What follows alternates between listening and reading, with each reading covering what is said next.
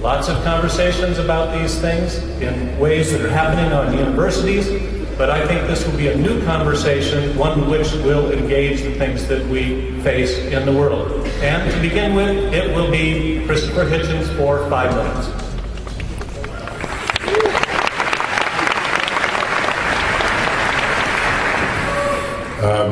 Ladies and gentlemen, brothers and sisters, by all means restrain your applause, as I was rather alarmed to see you just did. Without my asking, all praise in any case, all praise belongs to Allah. Thank you, Mr. President, for that very generous introduction. Thank you, Dinesh, for again agreeing to be my sparring partner. And I ought to say, and I do this without, I hope, any hint of unction, that ever since I began this challenge some years ago now, with my book, I've been very impressed and very touched by the generosity and the open-mindedness and the kindness, especially of so many Christian audiences in the United States who allow me to abuse their hospitality in a way that at least I hope I can redeem by being amusing and perhaps instructive. And I've got 5 minutes, and that's the most I'm going to waste on politeness of that kind, but believe me, it was well meant. Now, I'm glad that Socrates was mentioned so early and so soon. In Dinesh's work, it's often said that there's no more certainty that the man Socrates existed than there is, actually I think Dinesh would say there's even less, than there is that say Jesus of Nazareth was a real person, or the Prophet Muhammad was a real person, at least in the sense believed in by his devotees.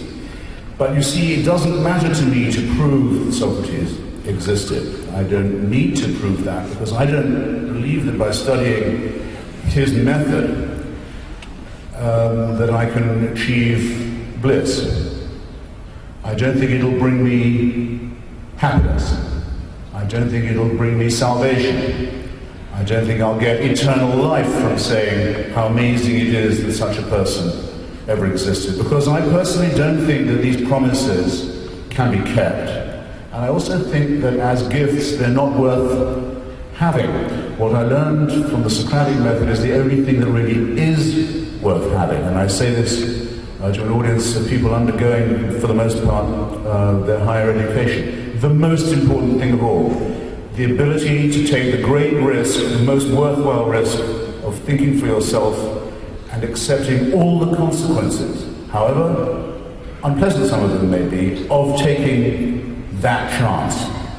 That, to me, is the most important thing of all. And that is why I begin by a simple proposition: of all these so-called virtues, the one that is the most overrated is that of faith, because there is no a priori belief in which we can say we have any certainty. Indeed, all the progress that makes it possible for us to be here, for me to be speaking through this microphone, for us to be rehearsing these arguments, comes precisely from the opposite.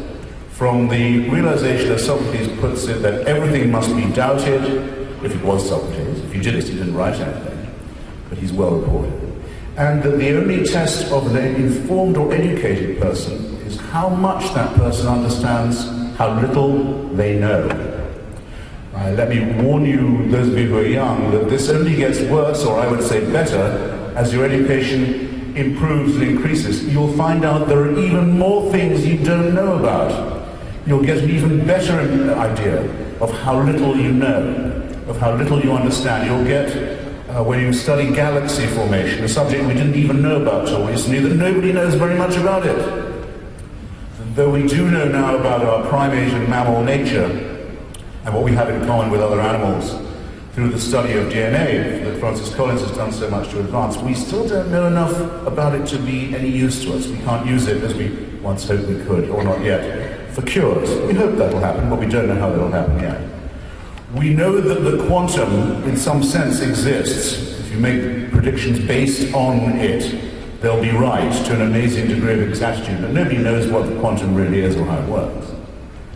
And I could go on, and these are arguments from my own ignorance that I wouldn't have been able to make. I wouldn't have been smart enough or well-informed enough to be able to make these observations even 10 years ago. Now I'm so much better educated that I know so much less, about so much more, or so much more about how little I know.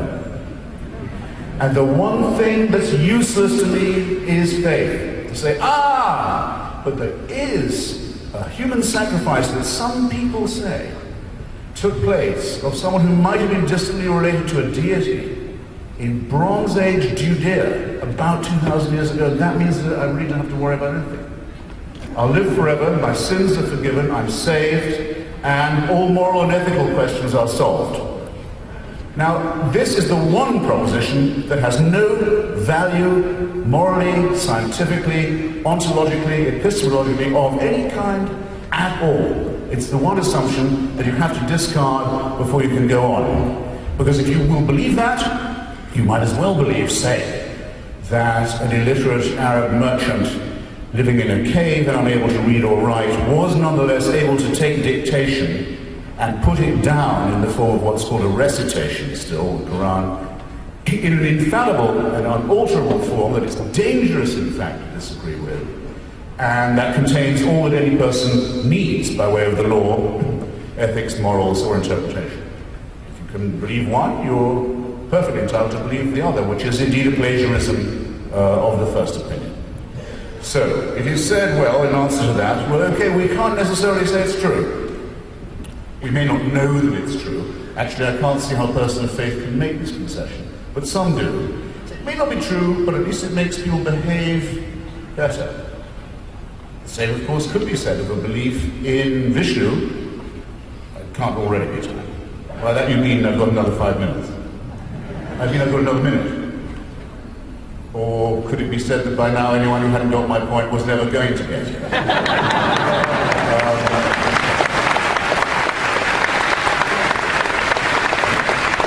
I'll make three assertions. You'll be questioning me later, so bear in mind that these would have been things I've tried to be eloquent about as well. Religion, if you're going to say it makes people behave better, you must be willing to admit that it's just as likely it'll make people behave worse. Many of the worst behaviors indeed arise from differences about what kind of religion is the best one, which seems to make it an imperfect or, let's say, insecure source of morality and good behavior, and that in the desire for a celestial, or heavenly, or supernatural, or non-scientific authority, someone who's decided everything that you need to know before you were born, and will continue to arbitrate it after you are dead, you run the risk of having asked for a totalitarian authority, for a big brother solution, for a tyranny that is the ultimate terminus of unfreedom, not just in this world, but in the one that you strive so fearfully to imagine. In these respects, I propose that humanity will be better off if it outgrew religious faith. Thanks very much for your time.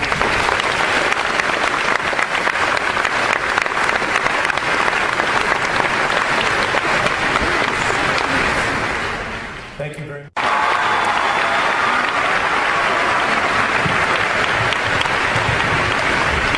And Dinesh, feel free to take 7 minutes.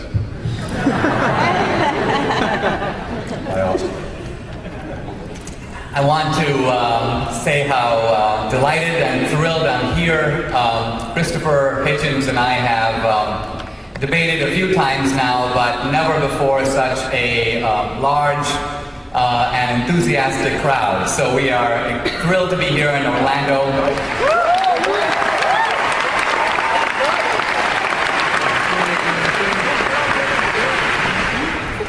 And I will try to play Mickey Mouse to Christopher Hitchens as Goofy. Now, in a way, it's a little bit, to me, the question that we were asked is about God. And to me, it's a little bit puzzling that we've begun on this note about what we know and what we don't know, because to a very large degree, I agree completely with Christopher. We live in a world in which we know, I would say, far less than he even suggested. If someone were to ask you for definitive proof that you were alive yesterday, you can say, I remember being alive, but your memory could be faulty. Or that you are actually the child of your own parents. Or that other people have an independent existence from you. that the world was around 5,000 years ago. On all these questions, we have to make inferences based on limited data. So I would argue that the issue of God and the issue of science has the same root, which is to say, here we are, flung into the world, and suddenly we look around and we can imagine ourselves to be the first man, and we ask two questions. Number one, how did I get here? And number two, why am I here? How did all this get here? Why is it here? Now, I would argue that science is an attempt to answer one part of that question, which is the how question. If somebody said, how did the universe originate? Science will attempt to give a description of how it happened. But science leaves the other question, which is equally vital and pressing, untouched, namely, why? Why are we here? Why is there a universe? Why is there something and not nothing at all? And I think that the inference to God is a rational deduction, no different than science makes all the time on hundreds of other issues. For example, Isaac Newton confronted a mysterious phenomenon, which is the attraction of one object for another, gravity. And Newton could say that if you have two objects, they attract each other, but he was a little puzzled about how. Because how can one object reach across empty space and affect another object? So you can describe how gravity behaves, but Newton was deeply puzzled about what gravity is. And ultimately he said, I don't know. I can tell you how it works, but if you ask me what is it, I'm baffled. Gravity, you might say, is the invisible entity that Newton postulated to explain a seen phenomenon. Science does this all the time. Two of the most exciting discoveries of our time are the discovery of dark matter and dark energy. Has anyone ever seen dark matter? Never. Has any scientific instrument detected it? Never. How do we know it exists? Because the galaxies hold together, and there's not enough matter in them to have the gravitational force for that to happen. So scientists postulate there must be some other kind of matter, unlike any matter we know, that's holding the galaxies together. Let's call that dark matter. And dark energy is postulated in exactly the same way. Something is causing the universe to expand at an accelerating rate. What is that? We don't know. Some force must be pushing it. Let's call that dark energy. If you add up dark matter and dark energy, what percentage of total matter and energy does it make up? 95%. All the known matter and energy in the universe is a mere 5% of what's out there. The rest of it is unseen. It is postulated to explain what we do see. And similarly, God is unseen, but God is the causal explanation of why there is a universe, why we are here. In other words, we know using common intelligence that something doesn't come out of nothing. The universe had a beginning. If you study physics, if you learn about the Big Bang, you will understand that not only did the universe have a beginning, space and time had a beginning.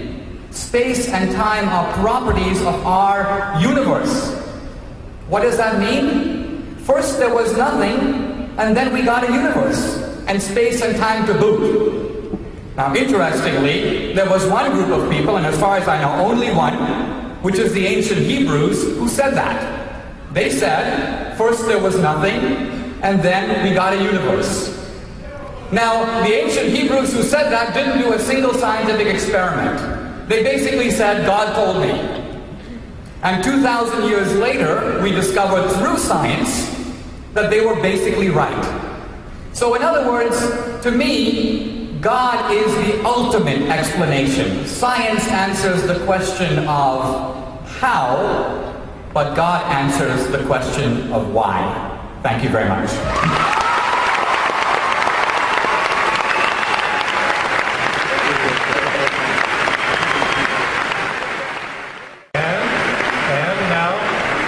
His rebuttal. How long do I have this time? Good grief. All right. The how, the why, the beginning, the end, all of these things are linguistic superimpositions on things we don't understand in the least. And Dinesh at least was good enough to concede that the ancient Hebrews weren't even guessing when they said what he now so conceitedly says from his side: science has vindicated a guess that was made in the dark. That's not method of any kind. It's not logical method. It's not scientific method. Well, suppose we start from the other end, which is all I've got time to do in 2 minutes.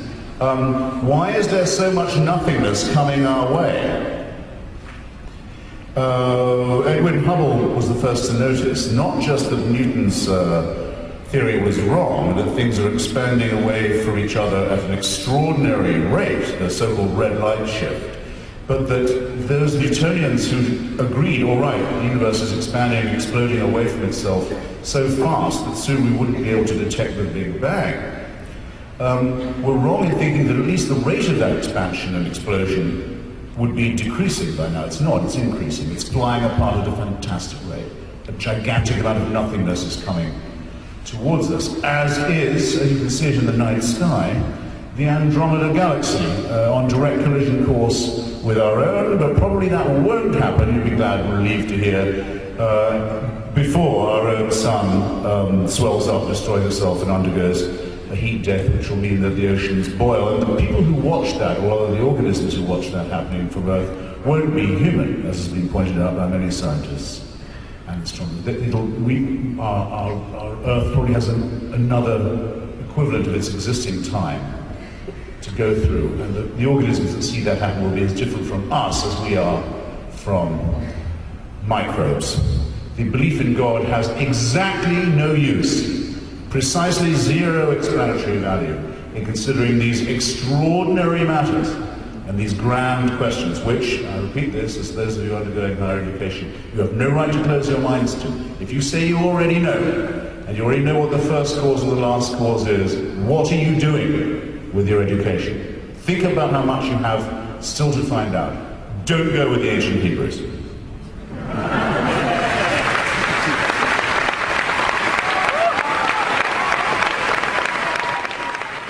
You've heard already, and we'll hear again from Christopher about the virtues of reason. I want to emphasize in this debate that at no point whatsoever will I be appealing to biblical revelation. In other words, I'm going to argue on the basis of reason alone, and in that sense I'm going to engage Christopher Hitchens entirely on his own ground. My argument against him is going to be that it is he who is being selectively unreasonable and applying a different standard to Christianity and religion than he applies to anything else. For example, if we were to land a Voyager on a distant planet, and if we were to see signs of inventions, art, construction, buildings, and so on, we would immediately say there must be intelligent life on this planet. There must be aliens who live here. We've never seen any of them, but it is a reasonable inference from what we do see.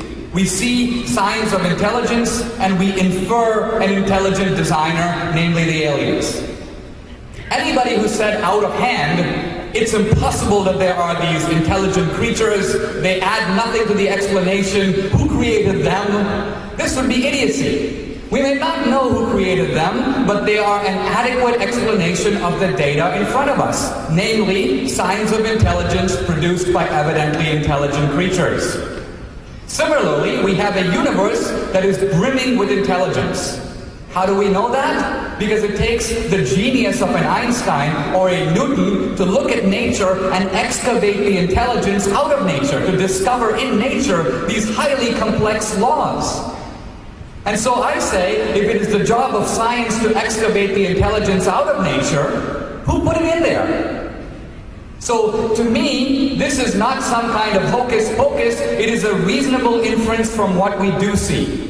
When we talk about the universe, and it's a vast, vast universe, it appears... Another 15 seconds. When we look at the fine-tuned universe, a universe that appears to be fine-tuned for life, we see in it the clear signature of a designer. It would be as though I would enter the lottery in all 50 states and win every time. It would be reasonable to infer a plot. It would be absurd to say, well, that's just the way things happen by accident, because the coincidence is far too great. Thank you.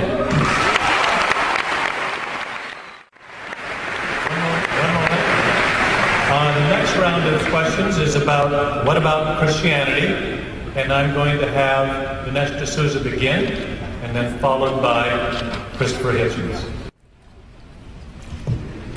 In thinking about Christianity, I want to begin by picking up a theme that Christopher touched on earlier, namely the fact that these religions are, in a sense, all in the same boat. In other words, they are all equally ignorant. In some senses, they are all equally dangerous. Well, I think one of the reasons we've seen the new atheism take off in the way it has is because it's been able to take advantage of 9/11. In other words, it's been able to take the actions of the Islamic radicals and try to use them to smear religion in general. Look, this is what religion does. I think it was Richard Dawkins or one of the other leading atheists who called 9/11, quote, a faith-based initiative. And so what's going on here, I think, is really a bogus analogy. It's true, the Islamic radicals do bad things in the name of God. That's true.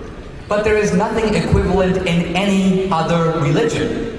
For example, where are the Buddhist suicide bombers? I'm still waiting for them. There's nothing in Hinduism to compare. Christianity, where's the Christian Bin Laden? Where's the Christian Al-Qaeda? Where's the Christian Hamas or Hezbollah? Where's the Christian country today run along the lines of post-Khomeini Iran? It simply does not exist. So, in the name of reason and balance, I would call upon Christopher Hitchens to disavow what I think is a specious analogy between Islamic radicalism on the one hand and all the other religions which I think are being unfairly smeared with the same brush. Now, on this business of multiple religions, the logic appears to be that no one of them can be true because you've got so many of them. And besides, we are initiated into a religion because of where we are born. In other words, most of you who are Christians are probably Christians because you were born in Orlando, Florida, or Tulsa, Oklahoma. And had you been born in Afghanistan, the argument goes, well, you might be a Muslim. That's true, but it says absolutely nothing about whether religion is true or false. Consider this. If you live in Oxford, England, you are more likely to believe in Darwinian evolution than if you live in Oxford, Mississippi. If you are born in New York City, you're more likely to embrace the theory of relativity than if you are born in New Guinea. What does it follow about whether evolution or relativity are true? No, it says nothing whatsoever about that. So what's going on here is, you can say, a logical fallacy, which is the presence of diversity illustrates the absence of truth. That's what the atheists are implying, and I think it's completely wrong. I want to say one thing about Christianity that distinguishes it from other religions. Because in some senses, I look at religions as human efforts to apprehend the divine. It's not surprising to me religions differ. Man is trying to, if you will, reach up and get a hold of God. That's not easy to do. And so you've got these competing revelations and competing utopias and so on. I do want to say one thing that sets Christianity apart from the others. And that is, in general, most religions, in fact all that I know, are human efforts to ascend up to the level of God. They're human efforts to climb a ladder, usually a ladder of rules and regulations, but a ladder of some sort to reach, you might say, the level of perfection, the divine level.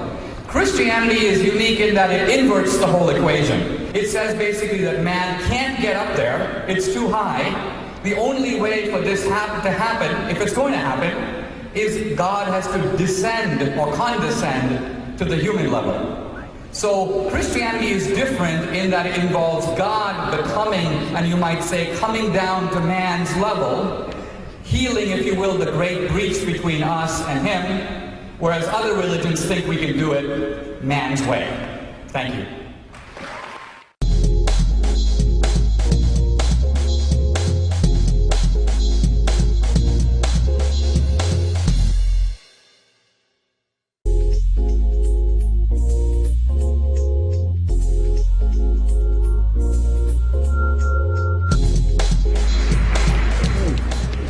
it's like being a Christian, but I would hope if I was one, I'd think of a better way of advocating it than by saying, or beginning by saying, at least it's not Al-Qaeda, guys. Come on, give us a break.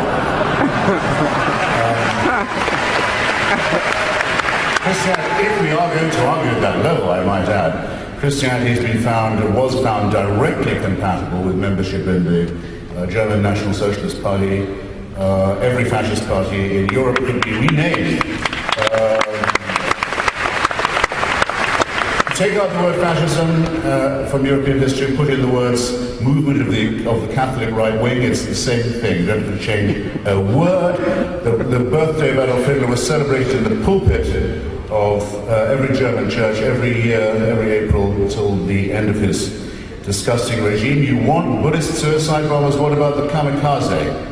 Hirohito, the main ally of European fascism in Asia, was not just an emperor, but a god, himself a god, and in that name and in the name of the Zen discipline of his organization, his armed forces forced people to commit suicide by flying themselves into the vessels of Americans, some of whom can still tell you what it felt like to be on the end of that wonderful, contemplative, mindless faith. So, don't get me started.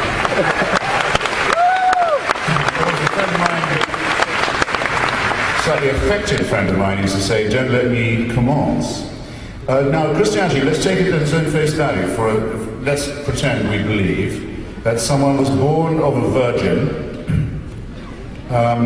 was put horribly to death by Roman imperialism, then the only progressive force in the Greater Palestine area, and was then seen around again. I don't know really of any religion that doesn't feature at least one virgin birth or at least one instance of reincarnation. It's profoundly unoriginal in that respect, but let's suppose that someone did have a virgin for a mother. Suppose I'm talking to you, and you say to me, well, your arguments are okay, as far as they go, but you lose because my mother never had sex with a man. I think it sounds like a non sequitur to me. Say, well, okay, you lose because when I die, you'll see me again. I'll be walking around, others will witness it. Still, your arguments don't sound that good to me, and they wouldn't, the truth or otherwise your arguments wouldn't be proven if it were so. After all, the gospel tells us, at the time of the crucifixion itself, the graves of Jerusalem opened, and those in them filled the streets, and greeted their old friends and walked around, making it seem rather a commonplace event at that time. In that area, as is the raising of Lazarus, as is the raising of Jairus' daughter. It appears that resurrection was easier then than it's been found since. What has this to do with ethics? What is it to do with morality? I've never had anyone point it out. You could have a virgin mother, and you could have a resurrected body, and you could still be preaching the most evil things. And you could, I suppose, still also be the son of a vengeful God.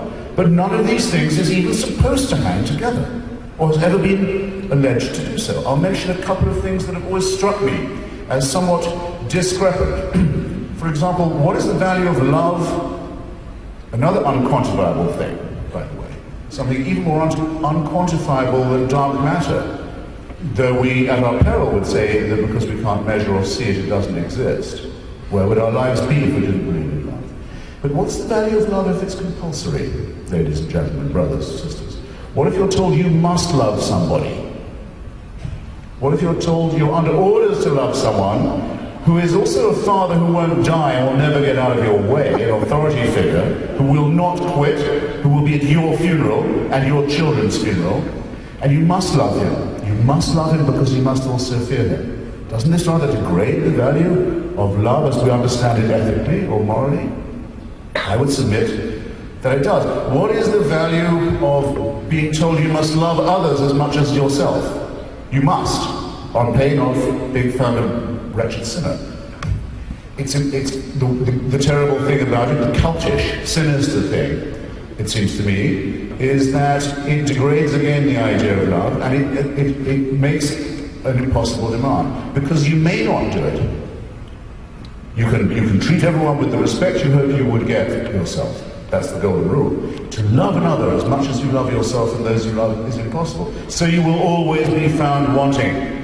So there's a permanent cult of guilt and masochism and failure. And at the end of it is the road to hell. Something so cruel and so horrible that not even the Old Testament mentions it. The punishment, eternal punishment of the dead. For that filthy totalitarian idea, you have to get to gentle Jesus, meek and mild. There's no one in this hall who wouldn't be happier if they threw off this disgusting apparition. Thank you.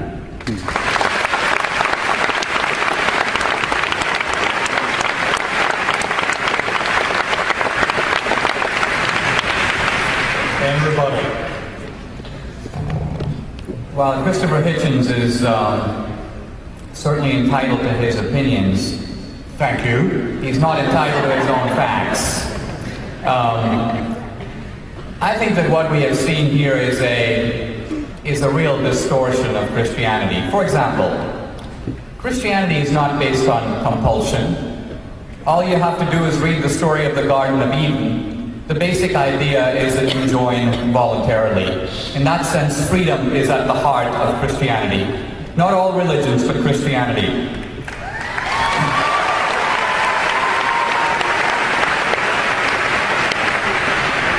Second, I think that it is a nonsensical reading of the New Testament to imply that Christ ever said, "I'll be coming back in 3 days, guys.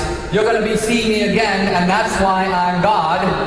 No such argument ever comes out of Christ's mouth or is stated in the New Testament. In fact, I would argue that simply coming back from the dead, let's say that Stan Oakes or Christopher Hitchens were to die tomorrow. I go to their funeral, and a week later I see him again. Christopher! Do I conclude? I might conclude something strange is going on, but I'm not going to start worshiping Christopher. I'm not going to say, "Christopher, you must be God."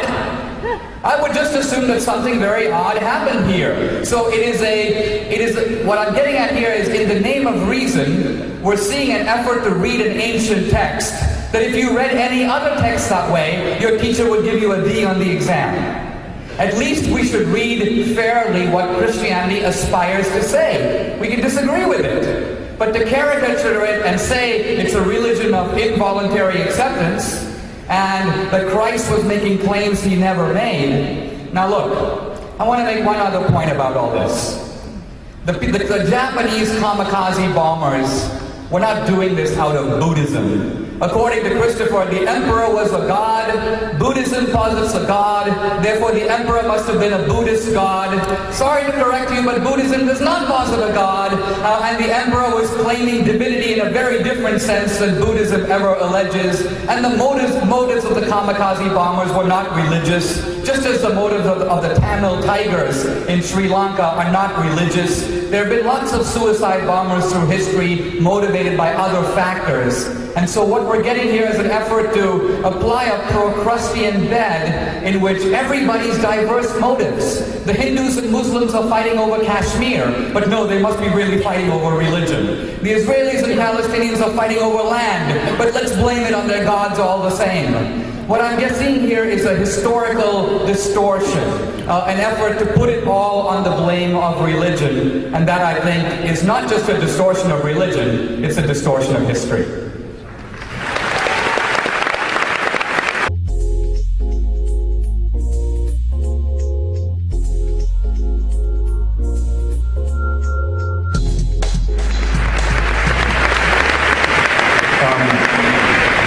It's available at fine bookstores everywhere, but I think there's some copies here tonight. I'll show you the chapter I have on the great book Zen at War, which describes the relationship between Zen Buddhism and Japanese emperor and god worship and imperialism and the hell that begins when the sleep of reason brings forth monsters of that kind. Now, I suppose you could say that the book of Genesis that describes the Garden of Eden is a Christian book. It's considered by Christians, it's a Jewish book, to have anticipated everything they need to know. There were some early Christians who thought that Christianity would do better by cutting off the Old Testament books instead of taking them on. I think they were probably wise to think of that. But to say that it's voluntary to be born into a garden where the boss talks to you all the time and tells you what you may and may not do and specifically warns you against using your own curiosity about furthering your knowledge and says that's the sin that's equivalent to death is voluntary of a kind, I suppose you could possibly say. But it doesn't satisfy any definition of which I'm aware that is that of free will. Christianity does not say that the Son of God, having been crucified, will be seen again in 3 days. It's in 3 days that he was claimed by some, no one authoritative, to have been seen again. What he is quoted as having said is that he would return with the kingdom of God in the lifetime of his disciples. And this has led to an enormous number of stories from the wandering Jew onward that have to prove that someone will always stay alive till the end of time, so that prophecy, so not vindicated, so absolutely crucially and pathetically disproven, can't be finally disproved. That's why the wandering Jew still walks, because someone has to be alive who was at Calvary, lest the most vain and foolish and sad prophecy ever made be shown to be what it is, as all other religions are, covered in the obvious, self-evident, for anyone to notice, fingerprints of the absolutely man-made. It's all man-made, and it shows. Thank you.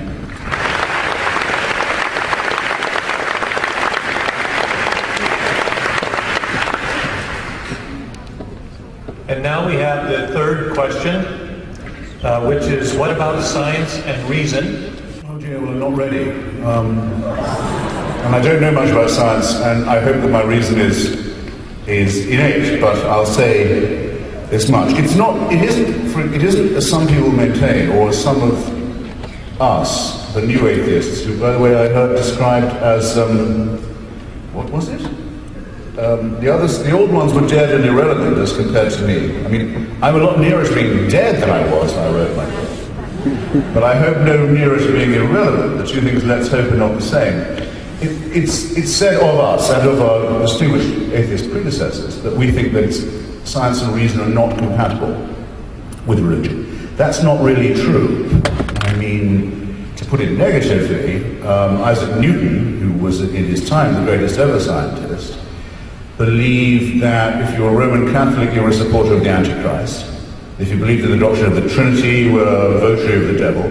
He practiced alchemy. He several times set fire to his rooms in Cambridge. He was such a devoted believer in alchemy that he kept a furnace going all the time, trying to transmit base metals into gold, and was greatly more interested in finding out what the original measurements of the temple had been, and thought there was much more truth to be found there than in any of his theories of gravitation. So you can very easily be a man of science and evidence and reason, and still be, because you will be what you are, namely an imperfectly evolved primate, a raging crackpot. Alfred Russel Wallace, who is accused by some, and I think actually quite fairly accused by some, of having done a great deal of Darwin's work for him, possibly of being the man who Darwin was the most afraid to acknowledge, lest he would have to acknowledge more than he liked about the evolution and separation and discrete nature of species. Why it is, in other words, you don't find kangaroos anywhere, only in some places. And of course never in the Bible, because the Bible didn't know there were marsupials, but never mind that. And who accidentally, because he studied this in Indonesia, came across a theory that's very new to us. It's almost less than a century old. The self-evident theory of continental drift. Alfred Russel Wallace was mainly happy when attending a spiritualist seance and rapping tables and trying to get burblings from the beyond. You can go on like this with distinguished scientists all you like, and you won't run out of examples. I guess those are my two favorite ones. And the great Stephen Jay Gould, from whom so many people in our own time learned so much about evolutionary biology, decided to negotiate this like a good American pluralist with a respect for multiculturalism and pluralism, and say, well, science and religion are non-overlapping magisteria, as it were. They deal with completely different things. This isn't really true, in my opinion. I think there is a radical incompatibility, and it's of a philosophical kind, not a scientific one. You either believe that you are here because of the operations of evolution by randomness and natural selection, combination of the two. It makes not much more sense to ask, why are we here, than to ask, why are cats here, or why are falcons here? Or you believe that we are in some sense not just the products of, as Dinesh has, I think not very plausibly argued, design, but with also the objects of design. Now you have to understand that anyone who makes either assertion in your hearing, and again I'm talking to the people who predominantly still undergoing their higher education, anyone who says that we are either the products of, let alone the objects of, a design, has yet to produce one scintilla of evidence that would stand any kind of peer review in any kind of journal with any pretense to call itself scientific. They have, in other words, all of their work still ahead of them. So Dinesh, you may as well take your shovel and start now.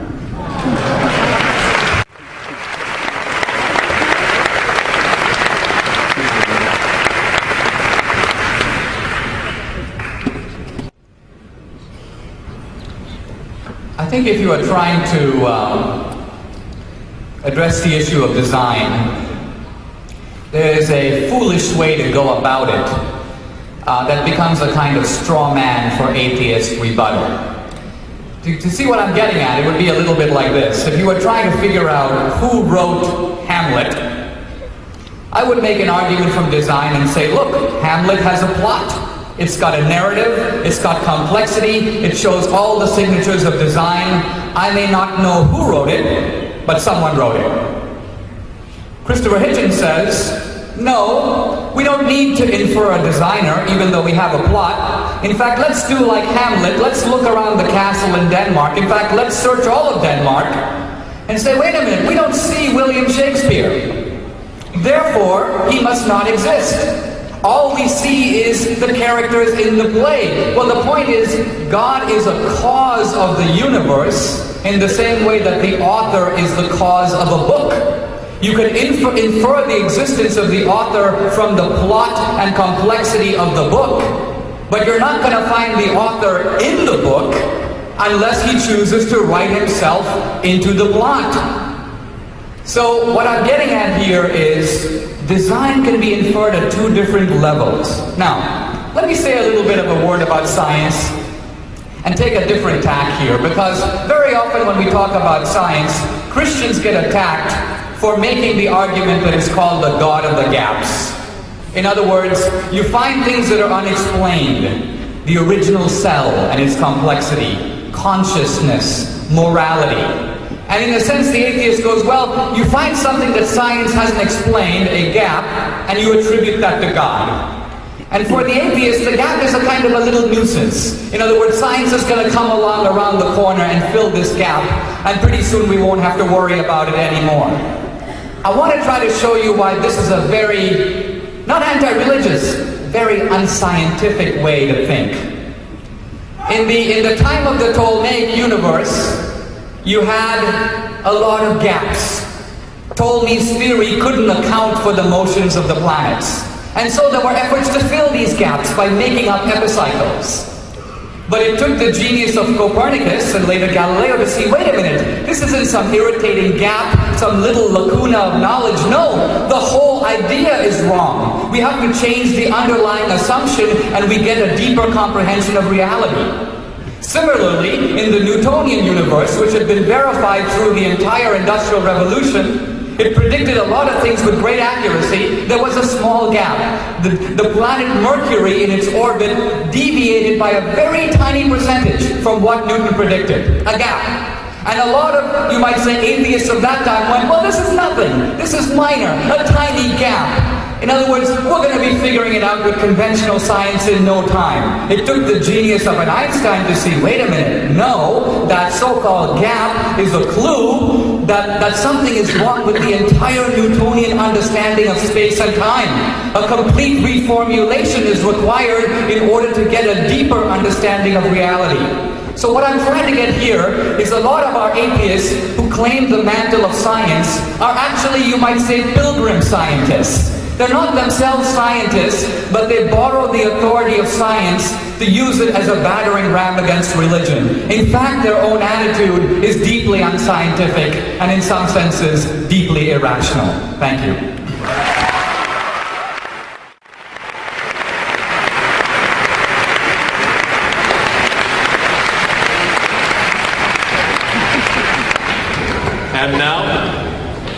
We have rebuttals, and you are to begin.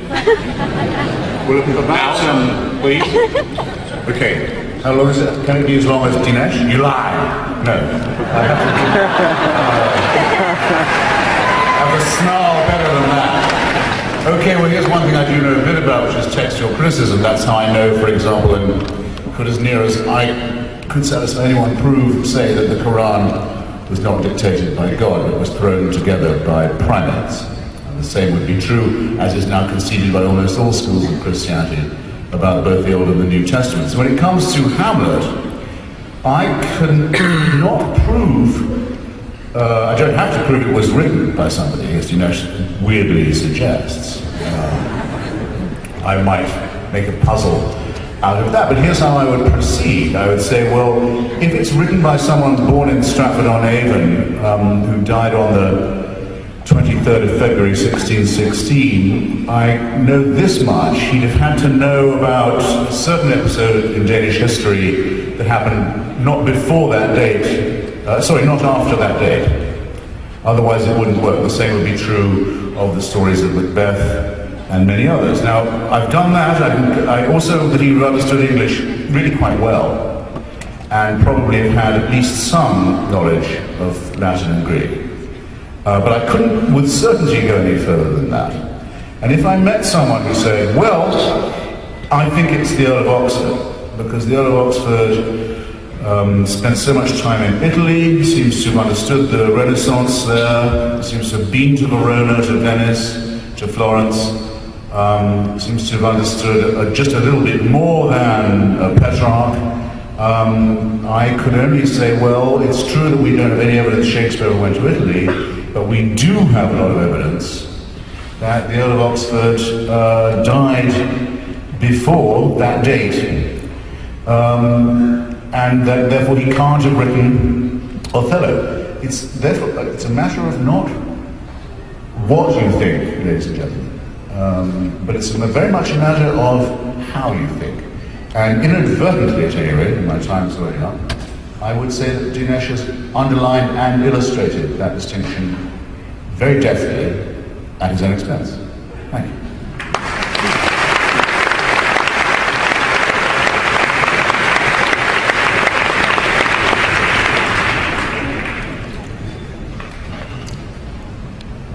I think one of the striking things about this argument and this debate is I think you'll notice that as the debate unfolds, Christopher tends to shift ground ever so subtly.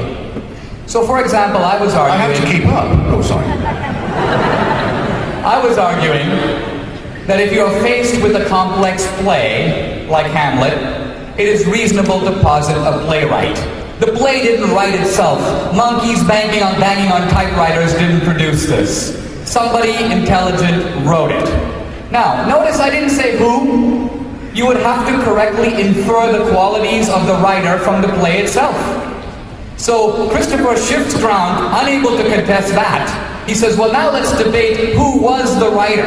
Was he actually the Earl of Oxford? Was he the Stratford guy? I didn't get there. I'm simply saying if we look at the universe, and it's quite a universe, the guy who did it probably would have to have a lot of power. If he was not omnipotent, he would have to be close to it. Second of all, if the universe is in fact fine-tuned for life, then in some sense whoever did it, and we still don't know who it was, would have to be concerned in some sense about us. Why? Because he rigged the rules in such a way that we could be here and contemplate the universe that is before us.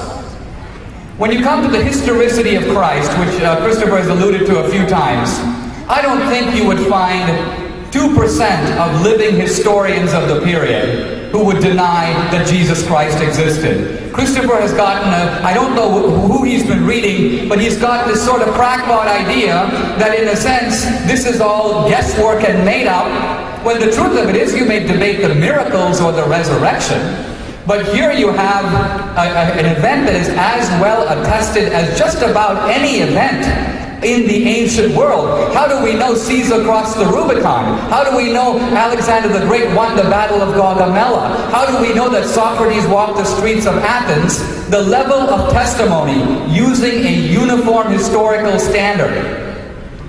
That same level of testimony affirms that there was a man, Christ, who walked the streets of Jerusalem, who made a lot of converts, who became very unpopular with the authorities. They killed him. His disciples thought they saw him again. They initiated a massive movement that essentially converted over time, first a large part of the Roman Empire and then much of the world. All those events would be inexplicable if it was all made up.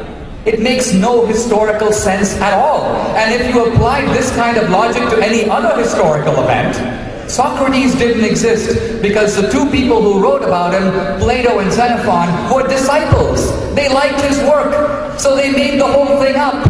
Most historians would laugh at you because while they may have exaggerated the achievements of Socrates, I don't think that there's a living philosopher in America who asserts that Socrates was fiction.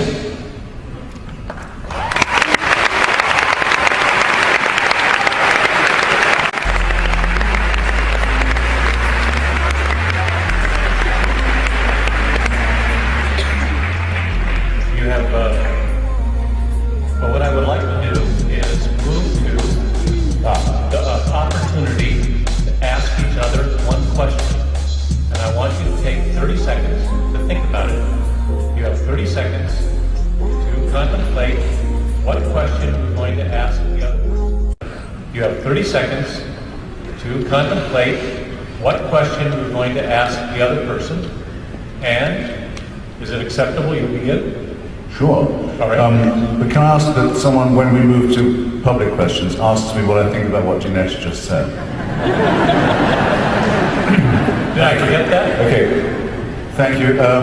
Yes, actually, I don't have to think about that long. I know what I want to ask him. It's predicated on the last thing that he said. No, please go ahead and do that first. Sorry? Take your 2 minutes and do that first. No. I'll ask him a question. I'll stick to the rules. I will.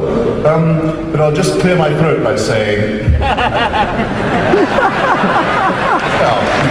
I have a reputation to live down or up to or something. The reason I'm asking you this, my dear, is the following. Because I think it's extremely dangerous that you would say that the fact that something acquires mass support and great momentum among the masses means that it must be grounded in historical fact. Because I don't see how in that case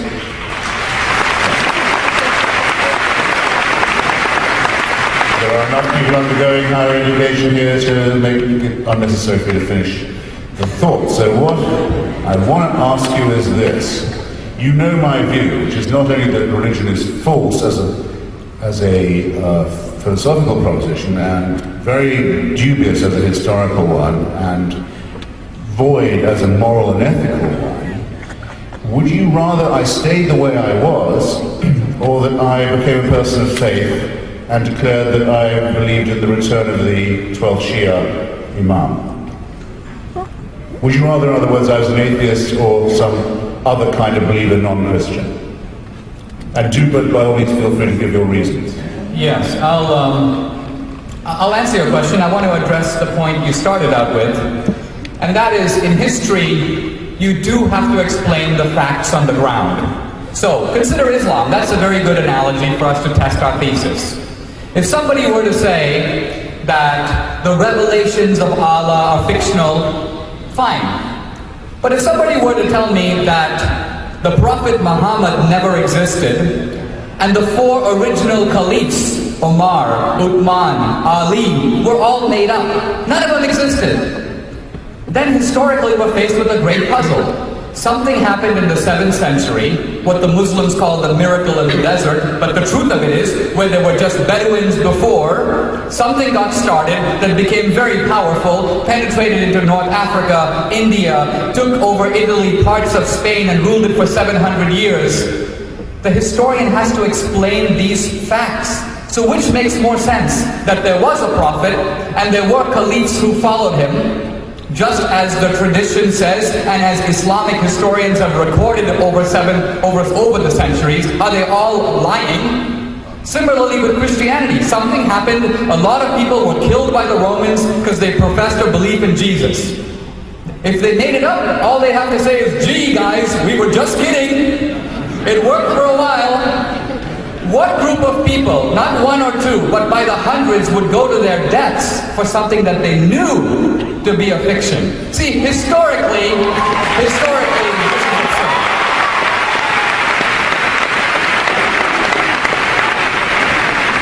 now, to answer your question about Islam or atheism, I think and really, I must say, this is quite a choice you're giving me for your own future.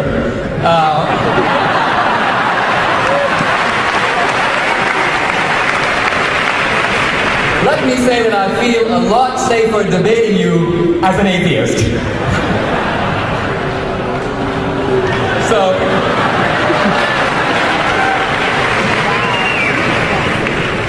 excellent. You have a question for me? And now, I'll never forget that, by the way, gentlemen. You have an opportunity to ask him a question as well, and if you need a few seconds to think about it, feel free. In life, there's a lot of uncertainty. Nobody knows what's going to happen when we die. Neither of us have been to the other side of the divide. And therefore, both believer and unbeliever have got to consider the possibility of being wrong. I might believe and discover that I was mistaken. You might not believe and discover that you were mistaken. Have you ever had any serious doubt about your atheism? And if so, what caused you to have that doubt? Good. If I'm allowed a little throat clearing as you water yourself, just on this question of faith and your stubbornness on it, that I didn't say that the people who went to their deaths as Christians were knowingly saying, I'd like to be tortured to death by the Romans for a hoax or for a fraud. I have no doubt, I have no right to doubt, that they did believe it, just as I have every reason to doubt that every religious martyr sensible faith has thought that they were going to a reward. I simply say that the very strength of that fanaticism helps to unconvince me of the likelihood of it being true. And actually, they didn't convert the Roman Empire. A Roman emperor became a convert to Christianity, and it's been a state religion ever since, probably very much to its moral and other kinds of detriment, and that's just as much a historical fact. Why you picked the Rubicon, I don't know. That it is certainly not true that we know the date of the birth of Jesus of Nazareth in the same way that we know the date of Julius Caesar's arrival in, say, England, which we know exactly. There's no agreement of any of the testaments of any of the dates that govern the supposed life of the alleged Jesus of Nazareth. I didn't say I didn't believe in it, the existence of such a person. So much elaboration has been undertaken around it that it's very unlikely anyone would bother to have fabricated it in whole cloth. But you may not describe it as an event in history. Now, to my own doubts, they're very easy to phrase. What if I was to take Blaise Pascal's wager, where he says, what have you got to lose? If it's true, you get eternal life and salvation and so on. If it's not, you're exactly the same annihilated corpse as you were going to be anyway. Well, now, I've always thought that, as well as this generally very hucksterish tone, sort of carnival barker tone of this, hey, how can you lose, man? You know, come on, take my wager. There's something, as well as that, that's not moral about it. The inducement is somewhat sick. What it says is, I worship a God who wouldn't know that this was your motive for believing in him.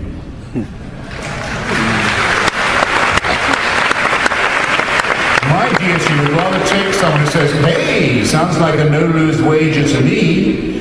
Have you got any mortgages I should be taking out? Any underground swamp stock? He won't know that I only believe in him on a bet, because it will benefit me. And that my honest doubts, my absolute, actually my sincere conviction that there is no such person would be rewarded by him for their honesty with eternal punishment. He'd say, well, so now you're here, You offered a perfectly good inducement to believe in me, and you said no, and now I'm going to hurt you. What's moral about Pascal? Hands up. Anyone? Huh? What's moral about that? I say nothing about its truth. So here's my answer. If I turn out to be wrong, I will first say, as Bertrand Russell was invited to say in the same conditions, I could sometimes imitate his accent. He said, "Well, oh Lord, you did not supply us with enough evidence." That might do as a holding action. I think my next one would be to say anyone can make an honest mistake, and I'm particularly proud of this one.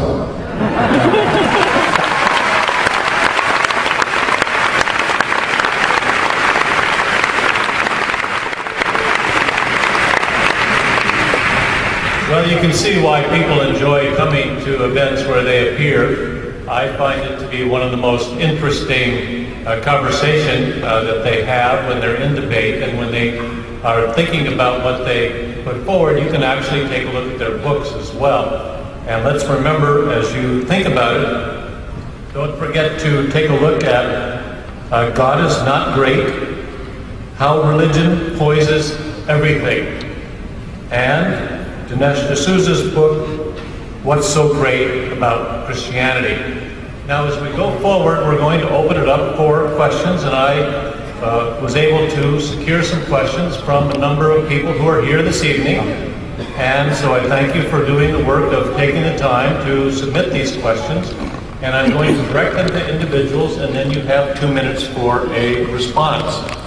And so that you're going to see an opportunity, even after this debate, to go look at the websites related to what they do and what they talk about. And I encourage you to do that. And one will make sense to you, and the other one will not make sense to you. One you will choose, and the other one you will deny. You'll do it perhaps the other. And you have the benefits and the consequences. Now, question number one for Christopher Hitchens from Chris Davis, who I believe is here tonight. You have mentioned the historical record of leaders who claim to be Christian committing atrocities. However, how can you consider that a valid measuring stick, since a religious nation under leadership like Stalin have accounted for tens of millions of deaths of their own citizens? Yes. I understand the question very well, and it's usually asked by people who don't know anything about Eastern Orthodoxy. And do not know that Stalin maintained, as Russia has always maintained, a state church that praised him. He took great care and trouble to keep on his side, and don't know that to this day the Russian Orthodox Church produces icons with the faces of Stalin and other great Russian nationalist dictators. They have to be Russian, by the way. They can't be Georgian or Chechen or anything else on them. And this is a very old history that goes back to Tsarism and to the idea that there is a holy Christian special character to the Russian people that is best expressed when it can't be done through serfdom, through dictatorship, slavery, and other means. There's nothing secular about Joseph Stalin's, let alone atheist, about Joseph Stalin's dictatorship, which was one of witch hunts, show trials, inquisitions, heresy hunts, and all the rest of it. For Mr. Davis's question to be a valid one, and to say, I show you what theocratic dictatorships, from fascism, Hirohito, the Inquisition, the Russian Orthodox serfdom, and the rest of it are like. And now you contrast, you give me the non-theistic counterexample. That person would have to come, Mr. Davis would have to come to me and say, here's a society, we can point to it, that decided to teach its children and its citizens that the main people worth studying were Lucretius and Epicurus and Galileo and Spinoza and Thomas Jefferson and Thomas Paine and Albert Einstein, and that society fell into immorality, slavery, bankruptcy, and war. And then we'll have a level playing field for this discussion. But so far, we haven't hauled humanity far enough away from the horrible temptations of religion and absolutism to make that comparison.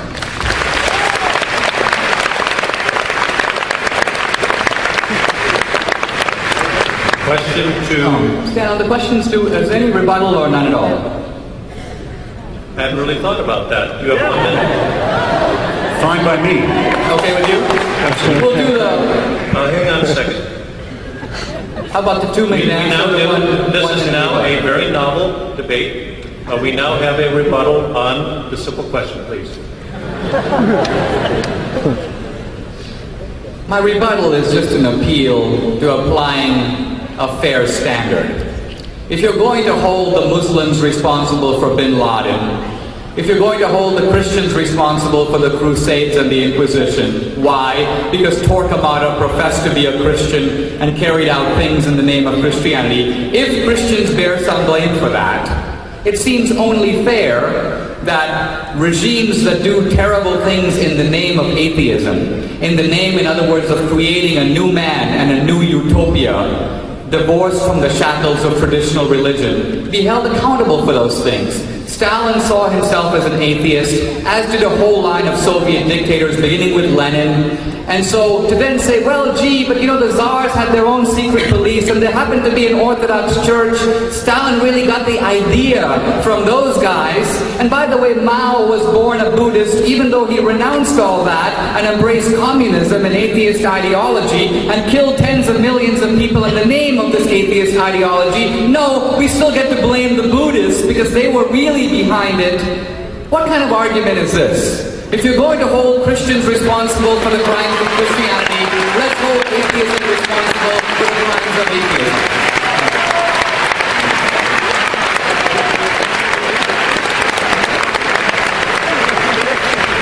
But you say in the name of, and there's nothing that was done in these cases was done in the name of atheism. It was done in the name of faith and in the worship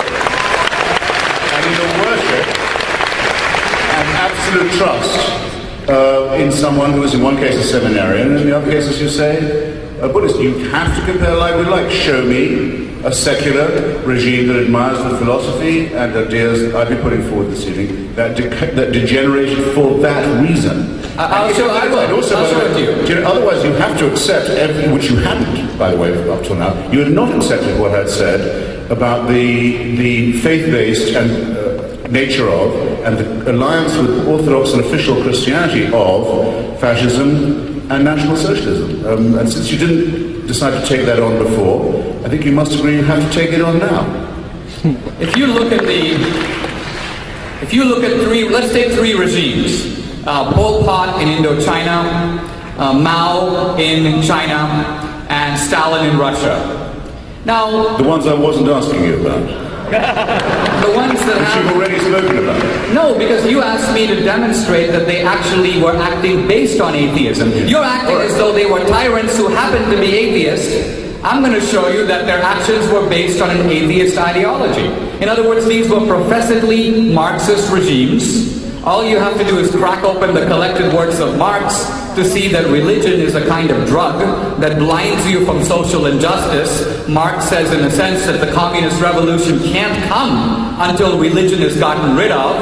And these professed Marxist regimes act based on that ideology. So what more do you want?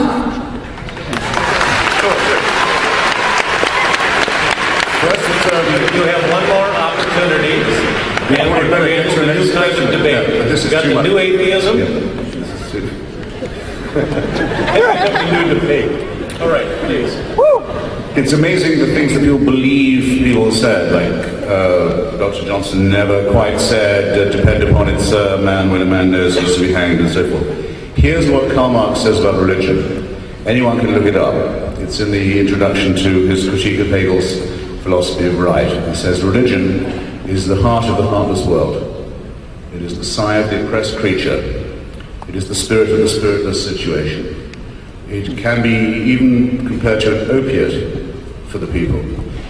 Criticism, he goes on to say, has plucked the flowers from the chain, not so that men may wear the chain without any consolation, but so that they may break the chain and cull the living flower.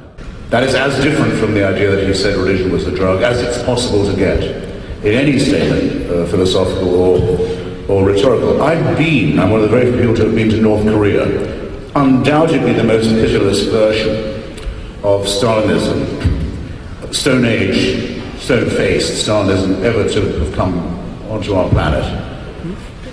It's the most horrible place I've ever been in my life. It is an entirely faith-based state. The leader of North Korea is addressed by Mr. Chairman, Mr. Kim Jong-il, by our president, not as Mr. President, because he isn't the president. The president of North Korea is Kim Il-sung, who's been dead for 20 years. It's a necrocracy. It's a thanatocracy. It's a mortalocracy.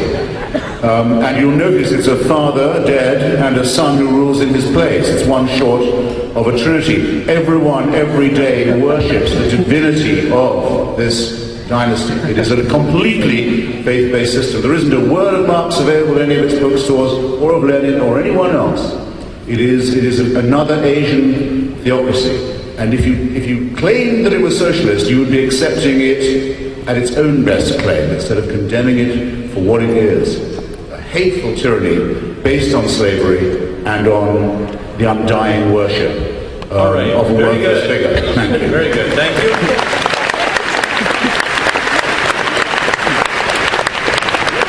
And now this is a question from Ryan to Dinesh D'Souza. Voltaire once said, quote, "If there were no God, it would be necessary to invent him."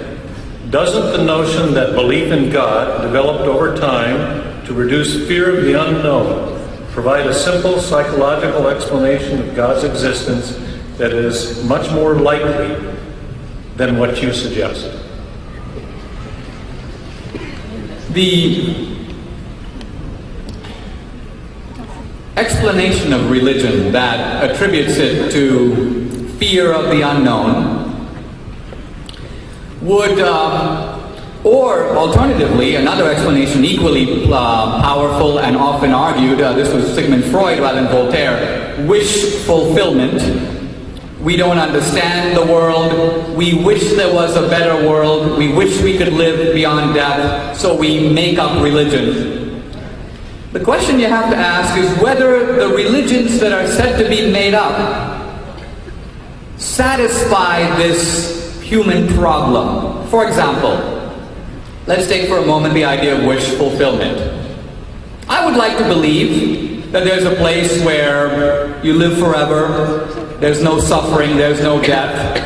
And this would explain why a group of people may have come up with the idea of heaven. Heaven satisfies wish fulfillment. But what does not satisfy wish fulfillment is hell. Why? Why would you make that up? That is far worse than any human problem we encounter. If we're trying to get away from fear, why add the ultimate fear of eternal separation from God? We're not reducing our fear, guys, by coming up with something that is far more terrifying than diabetes or looking out in the dark and hearing thunder. So when you look at the Abrahamic religions, you simply have to ask, if this is your diagnosis, Mr. Freud, you must be a pretty lousy doctor. Because the remedy doesn't meet the problem. In fact, it makes the problem worse. Jews and Christians, and in fact anthropologists studying ancient religion, study the religion of the ancient Greeks. Does it look like wish fulfillment? The idea of everybody going to a dark underworld called Hades, far worse than anything in life? Read the Odyssey. When Achilles is confronted in Hades, he goes, I would rather be a poor shopkeeper or a poor farmer than to be down here. The point I'm trying to get at is a simple anthropological look at religion shows that in no way is it a mere construction to satisfy wish fulfillment, or simply a way of trying to get away from fear of the dark.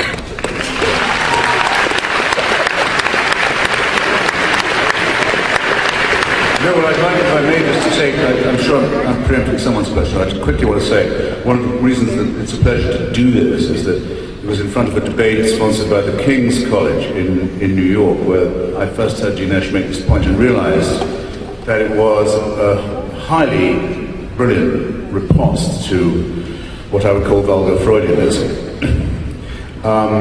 And you have to think only of the next phase, however, to see one of the objections one could possibly make to it.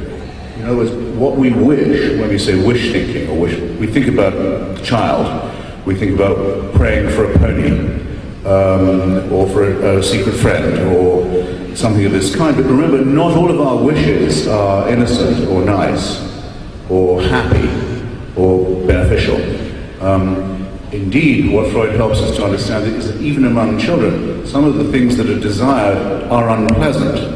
Some people, for example, want to be unfree, want to live under a dictatorship that will tell them what to do. It's their desire. They're afraid of being free. They wish for a father who never goes away. They won't get one, but they wish they could have one. They certainly wish to see other people punished horribly. They may not want to go to hell themselves, but they sure want other people to do it. Tertullian, one of the early Christian church fathers, said when a bit stumped for why will heaven be so nice, couldn't think of many reasons, couldn't offer the Quranic inducements that were later available. He said, well, you can always go and look down into hell and see the people you don't like being tortured forever in a lake of eternal pain and fire. So it's right that we say that we should beware of what we wish. And when we understand that what we wish for, because we are animals, because we are primates, because we are created sick and only by religion ordered to be well on pain of punishment, that yes, we may wish for horrible things. And so that the element of religion that is wishful need not be a wish for something benign. Don't run away with that idea. Thank you.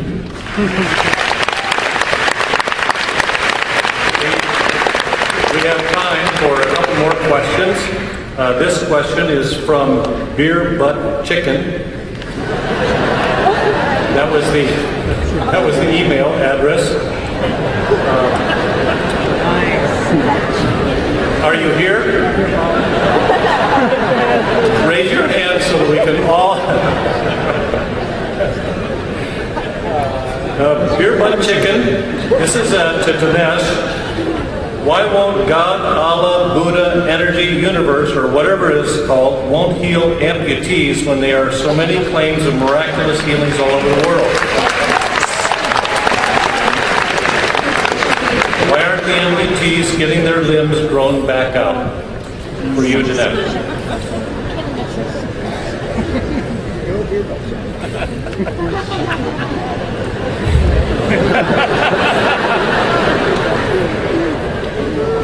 I think that Beer Butt and I could have a long conversation on this one. And my sympathies go out to his stump.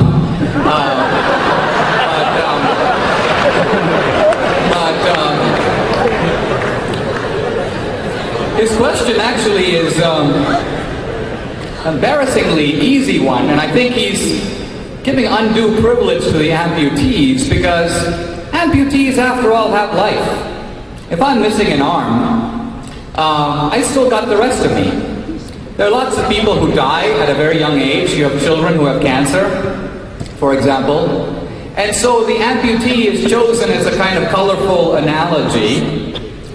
But I want to point out something very interesting about this. There was a recent study I read, a study of two groups of people. One is paraplegics, and the other is lottery winners.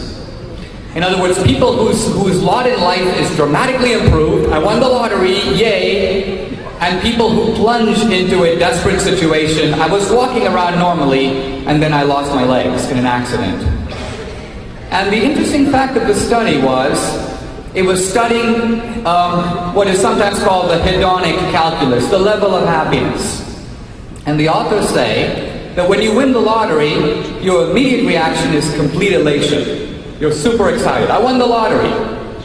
But if they come and visit you a year later and they measure your actual level of happiness self-described, it returns to about the level it was before you won the lottery. And why? Because you've moved into a bigger house and you've gotten better things, but you've also gotten some new problems. Some people who you didn't know have shown up claiming to be your relatives. You're facing some lawsuits you didn't have before. You made some stupid decisions with your wealth that you didn't count on. That may be not so surprising. More surprising is the study of the paraplegics. And that showed the identical phenomenon on the other side. The immediate reaction of oh, I lost my legs, cataclysmic, horrifying. And that's the reaction that those of us who are not paraplegics immediately put ourselves in, as if we were to have the accident ourselves tomorrow. But when the authors interviewed the paraplegics a year later and asked them, what's on your mind? Being a paraplegic? They go, no. What's on my mind is, the special at Denny's $3.99 breakfast. What's on my mind is getting to the movies. I want to take my kid to school. In other words, an amazing return to normalcy, both on the upside and on the downside. And what does this teach us? I mean, what it teaches us a little bit is a lot of our so-called knockdown, drag-on arguments, where we think we have settled the debate. What about God and those amputees? If you actually were to ask some amputees, hey, is your life not worth living? Would you rather not have it at all? In other words, if your life is a gift from God, are you still on the plus side of the ledger, or are you on the negative side? And if the amputee goes, well, you know what, it was terrible when it happened, but I'm pretty much back to normal now. I take pleasure in things in life. The point I'm trying to get at is, if we believe that our lives are a gift from God, I don't think we have a strong case against God when He's given us everything to say, well, yeah, but I'm still missing a finger. I'm still missing my right arm. Why? Because I drove recklessly or while I was drinking beer and a train hit me, or somebody else's recklessness caused me to lose my arm. So I'm going to blame you, God, because you did it. God didn't do it. Someone did it. You did it, or somebody else did it to you. So the point I'm trying to get at is these, it seems to me, are examples of pathetic human efforts to escape problems that are due to others or society or ourselves, and blame the one person who deserves no blame, namely God.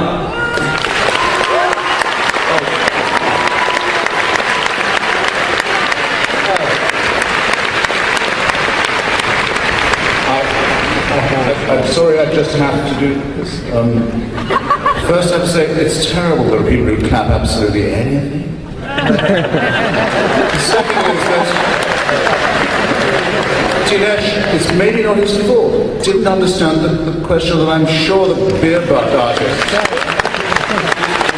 Which is this: miracle healers and shamans and prophets and sons of God and others claim to have raised people from the dead, cured leprosy, cured blindness, cured diseases that can't be seen because they're on the inside, but it's never been noticed of any miracle healer that they've made someone who lost a limb grow another one. Surely, that was the plain meaning of the question. There's a very good reason why that's so. Because that sort of thing would be very testable, and that's why it would never get done. It's as simple as for the rest, see under David Hume. For the rest, you could also read, which I recommend. Dinesh is very good at opening the bit. Emil Durkheim in his treatise, great, also unbeliever on suicide, unbeliever on religion. His book on suicide. He says about religion. He says, religion doesn't make the Jewish people invented their own religion. On suicide, he says, it's surprising to notice how any great disruption in your own life or the life of society can instill you with thoughts of self-destruction. And this may not be a terrible loss to yourself or your family, but it could also be any great shock or surprise, including, as he says, the sudden inheritance or acquisition of a fortune. But these are all perfectly secular points, as is the very obvious one that there has never yet been a miracle worker who can grow another limb, and there won't be. Thank you. We have 1 minute, and then I'm sorry to say that we're going to close this evening with a few comments. Oh dear. I'm a little underwhelmed by the discussion of the amputees, because it seems to me that now Christopher is saying that there's something unique about that kind of ailment, that if a limb were to grow out, that would be somehow more wonderful than, say, a blind guy regaining his sight, or a dead guy coming back to life. In other words, the Bible makes all kinds of claims of testable miracles. Except that one. Except that one, and I don't think it's because the butt guy wasn't around at the time to assert it. In In fact, I think that a close look at the miracle shows what the purpose of a miracle is. When, in other words, in general, a miracle is always aimed at spiritual healing. The purpose of healing the blind guy, I mean, you could always say, why not heal blindness? And the point of the healing is a sign of spiritual regeneration. So the miracle is performed but for a spiritual cause. And I think that's the answer to the question at the deepest level. These miracles are not, if you will, Christ playing doctor, but rather they are Christ engaging in his spiritual ministry. All right, thank you very much.